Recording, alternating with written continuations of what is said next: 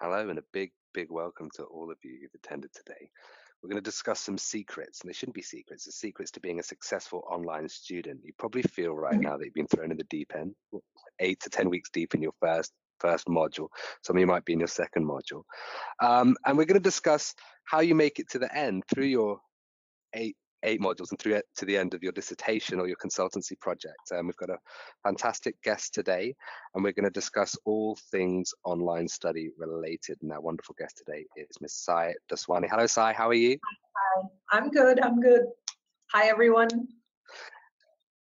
Now, where are you at the moment in the world? And can you just tell us a bit about your background? I'm actually right now in Hong Kong. I am from here. I was born here, and I studied here. I did my undergrad in the UK, and I thought it would Okay. be a good idea to do my master's with a UK institution as well. And I chose the University of Liverpool. Lovely, as have I, because I'm also a student. So I'm studying on the MBA. I'm in the consultancy phase of my program. So for those that don't know too much about the structure of the program as you get to the end, on the MBA program and a couple of other management programs, I believe the project management and MOPS, you can do a consultancy or a dissertation as your final research project. And that's normally about a 15,000 word document. In the dissertation, it's a fully written piece. And for the consultancy, you have to write that piece, but also make a recommendation to a company and present that to a company. Now, that's what I'm doing. I'm on the MBA in that phase. Where are you in your degree, Sai, and what degree are you doing at the moment? I'm doing an MBA as well, and same as you, I am right now right in the middle of my dissertation. Should be done by end of year. Okay, so me and you both have big final module projects to do before we can collect our degrees. You're on the dissertation track. I'm on the consultancy track. We're both having to hand in our degrees at the end of this year. So hopefully we can give some good advice to the students, because we've both come through the majority of a program, and all the programs, no matter whether it's an MBA, a Master in Public Health, computing or law, they're all going to have similar rigor, and they're all going to have similar patterns of study. So it doesn't matter what course you're on, the advice will be applicable to you.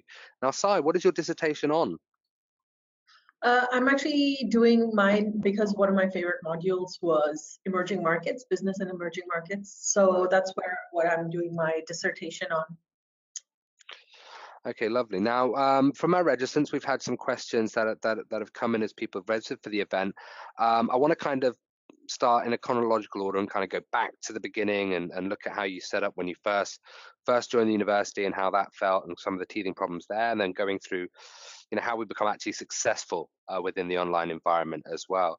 So, can you even remember two or 3 years ago when you started this program, Sai? How did it feel when you first started? What was it like for you, studying Yeah, online?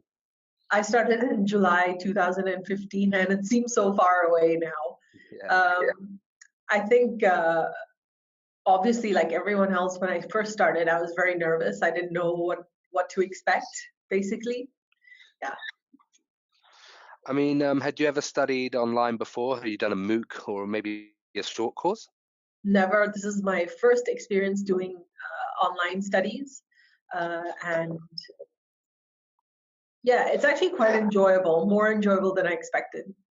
Well, that's at least a bonus. And how long between when you studied for your normal undergraduate course and your masters? How long was the gap in between, where I assume you went out and started working? Yeah, I think that was about maybe 8 years, 7 or 8 years. Okay, 7 8 years. So it'd been a while since you'd studied, but not too long. Did you find the online environment challenging in terms of navigating around Blackboard and your assignments and finding what you needed to do? I think in the beginning, it's all quite daunting, and just because you don't know where things are and what you're doing. But basically, it's like anything you do, the more you do it, the easier it just becomes. Sooner or later, I could close my eyes and click on, links that are there all the time. Now, what originally gave you the motivation then, to start an MBA? And why was this the course of study that you thought was appropriate for you at this time? Okay, well, I'm in the consulting industry, and Hmm. actually, I work with fast-moving consumer goods, which is always changing. We change with the markets, basically, or we should change before. But studying the MBA gave me a chance to update my business skills. There was a lot I realized I didn't know just from practical work. So having to go back and study and doing the academic part, that was really important, and it's really helped me.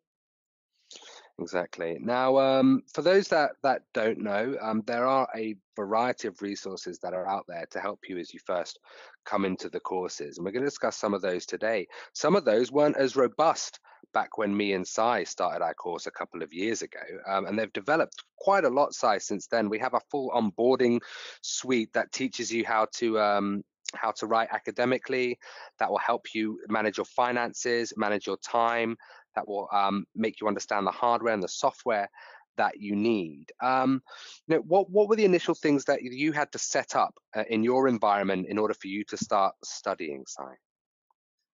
Well, it's always good to have a solid internet connection. I think that's most important. And of course, your computer, because that's going to be your best friend for the next couple of years as you do your studies.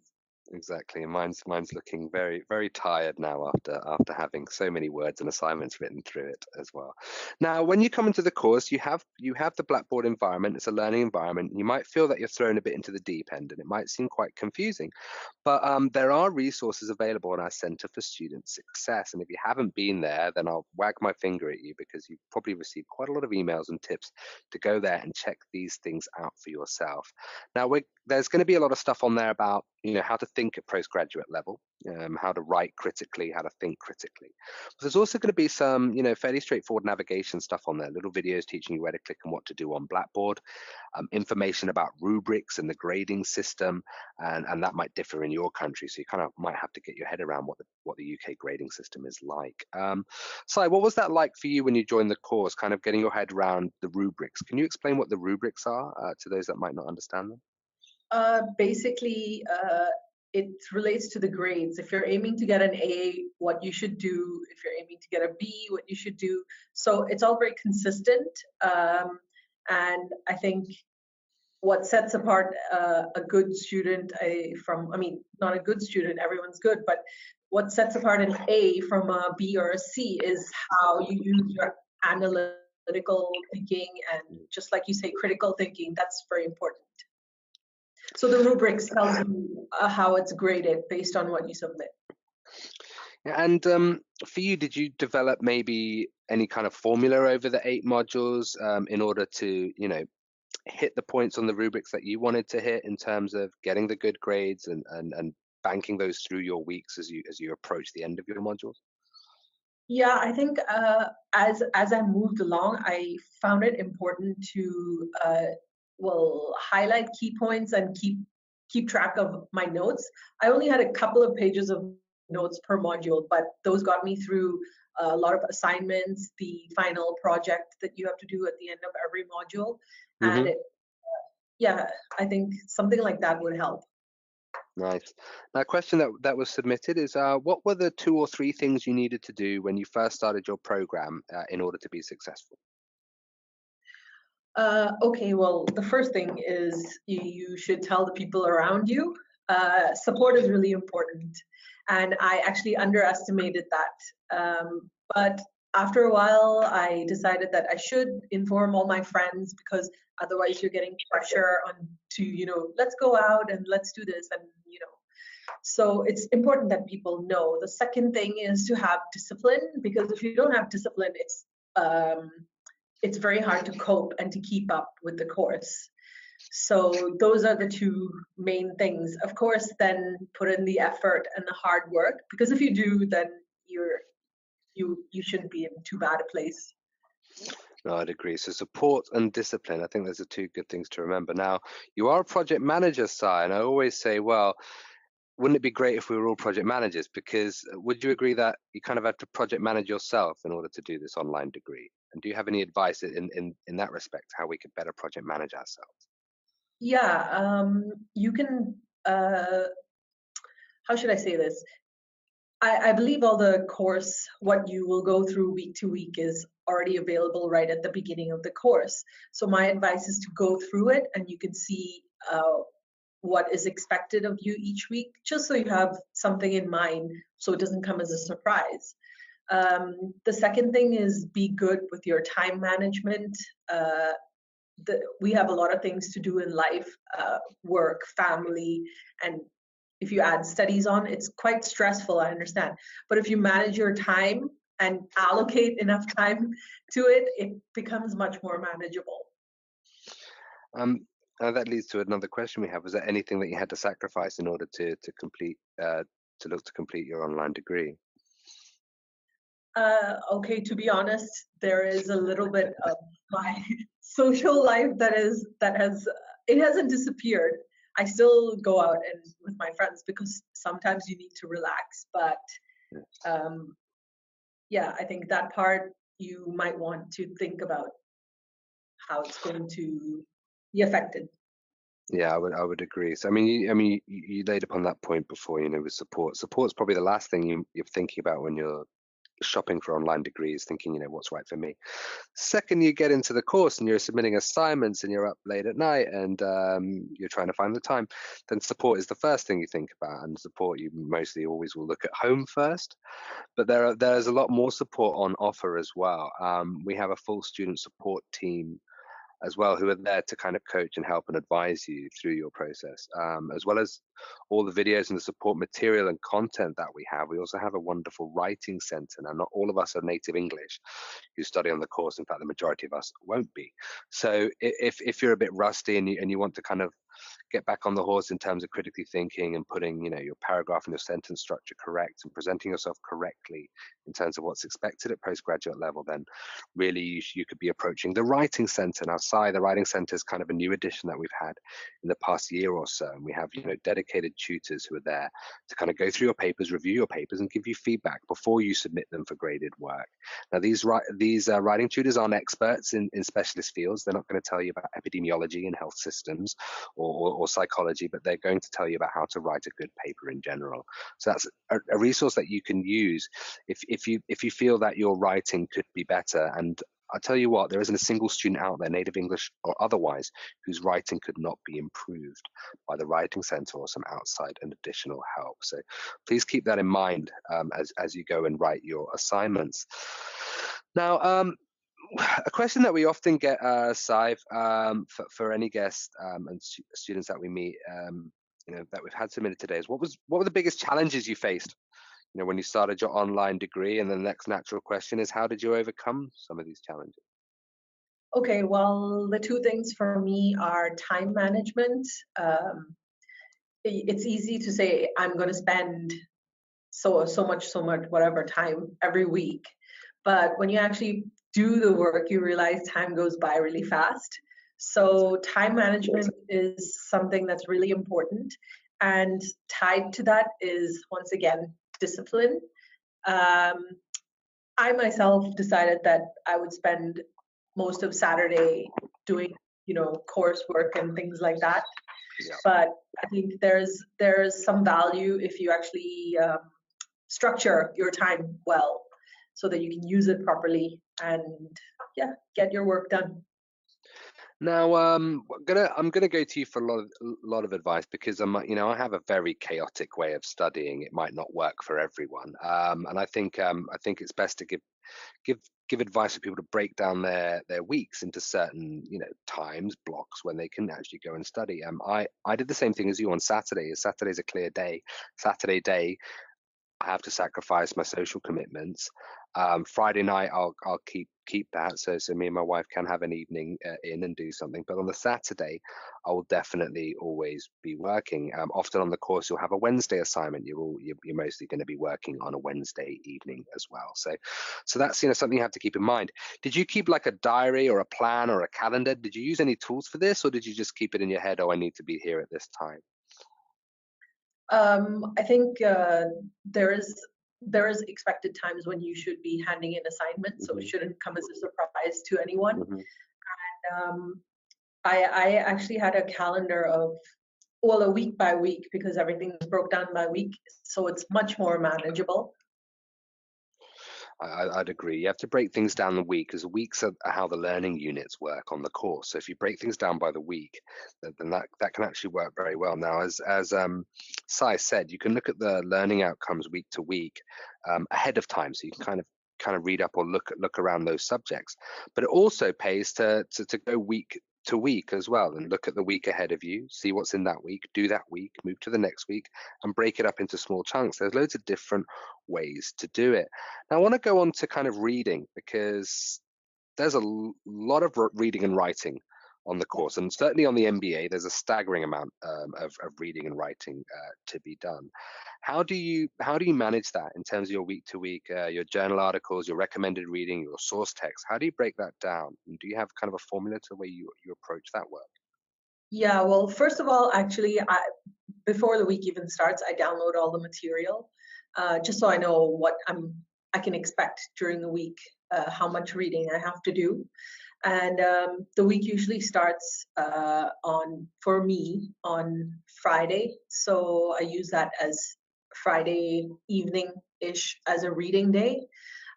Continues through Saturday, and then obviously there's an assignment that's due during the weekend. Right. So I do. Now, do you, in terms of tools, are you using anything in particular? Are you using Google Docs, using Microsoft Word? Do you have a kind of format of how you keep your documents, then you move them to somewhere else? Yeah, I didn't know I had to do this, but things got really messy. So for each module that I took, I divided by week 1, 2, 3, 4, and so on. And then there was a file for reading material and a file for assignments. I don't know what everyone's using. Google Docs is definitely good, because if you lose something, at least it's still saved somewhere. Yeah. So backup is important, I would say. Yeah, I mean, we don't work for Google, but I would be an advocate of using that. We do have Gmail accounts after all; it is integrated. So, the worst things you can do than using that as a kind of template to hold your research, and then you can push that into a Word document or something more formal when you go to turn it in. How much do you use the online library? Are you a big user of the Liverpool Online Library for your resources? And how much do you go to the internet and to media for your resources? Well, the library is the primary resource, obviously. I think that's where I got most of my academic journals and so on. I did find a couple of websites that were particularly useful for the MBA. I think you would know Harvard Business Review and things like that. Yeah. Well, there are many different ways to study as well. I mean, every module will usually come across all subjects with a course textbook, an ebook, or a hard copy. How much did you rely upon those big books? I mean, because they are pretty impossible. I found them impossible to read an entire, big piece of recommended reading. How did you break that up and use those kind of source books? Okay, I think it's virtually impossible to read every single word that you have to. So I became good at the art of scanning. Or speed reading rather. So you have to get through a lot of material, try and speed read through it, pick up the key points. My highlighter was my best friend. Exactly. So yeah, and it makes it easier to go back later when you need to refer to something, or especially during an assignment or a project. Usually you're supposed to make use of what you've learned. If you highlight it, it's much easier. I would agree. If you go and highlight your books, you can come back, and then you kind of remember stuff as you go forward. Oh, I remembered that last week or something. I have a tactic. It might work for people. I read an abstract. I then go through the article. The second I find a quote that's interesting or provocative, I will stop reading the article. I will then find something that's relevant to my personal experience, something that's relevant on the internet that's happening now, and then I go. And then if I need to go for another resource and I have time to do that, because we're doing 3, 4, 5 discussion posts a week, then I will go and read further journal articles. But I don't read top to bottom every journal article that I'm given. It's just not possible. Some of them get very detailed in the analysis with graphs and super levels of detail that aren't necessarily appropriate for a 300-word post.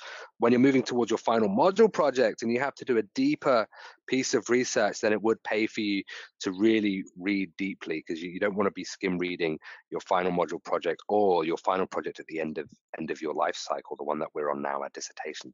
That's going to require us to actually do some analysis ourselves. So let's kind of move into that space. Can you just tell us a bit about your dissertation? What's the title, and what are the kind of research methods that you're hoping to employ, Sai, in order to be successful with that project? My research is winning in emerging markets, the use of frugal innovations to service the bottom of the pyramid. So basically what it means is, how do you strip down costs from products but still deliver value to the people who can least afford it? Okay, now this is another part of the conversation that we're having today: relevance of what you're studying to what you're doing in your life. Okay, so we can call that many things. We can call it practical application of theory. We can call it scholar practitioning. But what's the relevance of your dissertation to what you do and you want to do, Sai, in your life? I actually, as I said, I work in fast-moving consumer goods. This is where my focus of my dissertation is. Emerging markets is an area that I'm very interested in. Luckily, I've had my career in China and Vietnam, all those developing countries. Well placed. So it's really pertinent to what I'm doing. Looking further ahead, though, I do have a desire to start a social enterprise which addresses the needs of the lower income segment. So I think this kind of gives me a base to see what I'm getting into in the future, or what I would like to. Well, I think that it becomes quite popular for our students to, especially on our business courses, towards the end of the course, to start thinking of possible ventures that they want to get involved with. The majority of people that join our courses, especially in MBA, for example, will join for career progression or career change. And then there'll be a small section of people that have their own businesses and will join for that reason. But then throughout the end of the course, we have a larger amount of people who are now thinking, wait a minute, I can be a consultant. Wait a minute, I can be a business owner. I can run my own venture. So that's all a possibility that our students have. Are you interested in running your own venture then, Sai, as well? I mean, actually starting this as a nonprofit, under your own ownership. I wouldn't say it's strictly a non-profit. There are social enterprises that make money but still are there to help people. And I'm looking at partnering with some of the people that are already doing it, NGOs, or some local emerging market companies. Yeah, we'll see how that goes. But applying what I've learned from the MBA that I've done, because I've actually been in a startup in the last couple of months with some of my friends, just as an interest. But yeah, it's been really important to see how I can apply what I've learned to actually day-to-day things that are going on. Now, was there any trend then, Sai, throughout your modules and your individual module projects to kind of follow things that were interesting and relevant to your day-to-day as well? Well, like I said, the startup thing really forces you to learn things that you don't know. It's not that I can choose what I want to do, but when I have to go and do marketing, and I'm not a marketing person, I just have to go.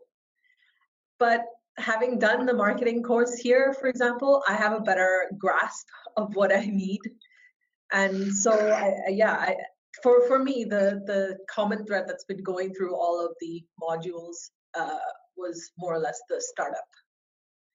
The startup, so entrepreneurship and startup, and I did that as well. Entrepreneurship in emerging markets was the module that I took. We have a good question here. Searching for reading materials through the online library can sometimes be difficult. What is the alternative to find resource or reading materials? For me, it's Google Scholar. There are a lot of very useful papers that are there for free, or sometimes you might have to access through the library credentials. But that's one of the first ways that I actually use to search for information.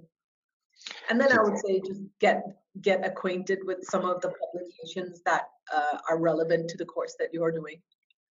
Exactly. We also have JSTOR. It's a big JSTOR, big online journal article database. You can get in there with University of Liverpool credentials as well. If you're in business management, you want to look at the Wall Street Journal. You want to look at CNN, BBC, reputable sites, Forbes, etc. There are also trade journals, articles, and websites relating to all fields, from public health, computing, etc. You need to be familiar with those that are reputable, so you can talk about what someone said on The Verge regarding some, tech. Something that's happening in tech at the moment, and then relate that to a theory that's going to really enhance your day-to-day posts and your discussion posts, etc., etc. So that's very good advice indeed. So thank you for that. And we've just had that dropped in the chat. So if you're there in the audience, you can have a look there and you'll see our links to Google Scholar, our links to JSTOR as well. That's a great way to get resources. Now, there's a thing on many of the courses called a personal development plan. How did you approach your personal development plan, Sai? And have your goals and objectives maybe changed or shifted throughout the course? Okay, my personal development plan was Hmm. basically to think of what do I want to achieve from this course that I'm studying. So, for example, studying innovation, I had no idea what innovation was all about. No. But how do I apply innovative thinking to what I'm doing was something that I wanted to do. So it's not just, doing the same thing that everyone does, but think outside the box a little bit, creative thinking, that sort of thing. That helped me with things that I needed to write in the personal development plan. Lovely, yeah, and it is a graded plan. It's not an afterthought that you can just write a few words and then just submit it. You actually do have to tie it to what you're learning. You're actually graded on whether you're tying the theory to the application of theory into what you want to get out of it. So that's very important. You know, if you want, you should be able to work as hard for your masters as it does for you, so to speak. So it should really be working for you, and that means picking topics and subjects that are going to help you accelerate within your career, that are going to be demonstrable work for your team, for your boss at work, so you can show them this is the work that I'm doing on the course. These are the theories that I can bring in to our organization and apply straight there on the floor, and it shows your value. Every piece of work that you do throughout your course, you should be looking at how can I mine for value? How can I create more value around what I do on the day to day through understanding this theory and being able to tangibly apply it in the workplace. Now, we've got a few questions about traveling and studying. Have you had to travel and study at the same time, Sai? And if so, how did you manage that? Yes, I have a reputation of living out my life in the air. Nice. That was one of the difficult parts because some of the places that I travel to are still developing countries. There's Hmm. still no internet in some of these places. So what I do is I make sure to download all the information, all the readings that we need. And obviously I have it all on my iPad all the time. So wherever I am, I can access all of this stuff. And there should be no excuse for not doing your reading if you have everything there. No, exactly. So you can download, as Sai said, you can download your resources and then you can read them offline. You can read them on the plane, you can read them in the airport or as you're going, and there's nothing to stop you from opening a Word document and writing if you've got your ebook already there on your computer and you've downloaded some articles, etc. You can work offline. It's not a synchronous system, it's an asynchronous system. So you write something, then you wait, you reflect, someone else is reading your works and they come back. So you don't have to be there in live real time all the time. So if you're clever and strategic, you can download and plan for your resources much like Sai does. And that will help you very much so in being successful on your course. Now, as we come up for half an hour of the session, you've given us a lot of tips and advice from how you manage your time and your environment to how you relate what you're doing in your job to what you've done on your course. I'd like to end with one question for you, Sai, and thank you very much for being here today. If you could go back, it's a difficult one. If you go back to the start of your program 2 years ago, 2015, what piece of advice would you give yourself and why? Um, I think one of the biggest things that I would tell myself is I would stress myself out a lot, and that affected how I could perform, what work I could do. So I think if there's a question that you're wondering in your mind, I think it's best just to ask it, because there's so many students, chances are like someone's thinking the same thing. That's the one thing.